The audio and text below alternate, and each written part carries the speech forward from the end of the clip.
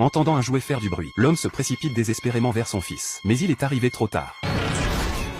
C'est un monde où personne n'est autorisé à faire de bruit, car tout bruit significatif pourrait attirer un danger mortel. Le seul moyen de communiquer est donc le langage des signes. Même la cuisine doit être faite sous terre. Si un enfant veut jouer avec un jouet, il doit d'abord retirer les piles, car le moindre son émis par le jouet pourrait entraîner un désastre pour toute la famille. La sœur, prise de pitié pour son frère mécontent, lui a rendu le jouet, lui faisant signe de ne rien dire à leur père. Cependant, elle n'avait pas prévu que son acte bien intentionné conduirait à une catastrophe majeure. Ce genre de monstre n'a pas de vue, mais une ouïe très sensible. Ils ont envahi la terre et massacré des milliers d'humains. Leur armure les rendait invulnérables aux armes humaines. En peu de temps, la ville est devenue une zone morte. Dans le quartier où vivaient Jacques et sa famille, il y avait 3 créatures de ce type. Pour survivre, ils ont construit un abri dans leur ferme. Chaque recoin est surveillé. Chaque jour, le père tentait d'envoyer des signaux au monde extérieur par radio, mais n'a jamais reçu de réponse. Quelques mois plus tard, le pire est arrivé. La femme est enceinte de son 4e enfant. Dans un tel environnement, cela équivalait à une bombe à retardement, menaçant la vie de toute la famille. Pour que l'accouchement se passe bien, il devait être prêt à tout. Les 2 enfants ont tapissé les murs de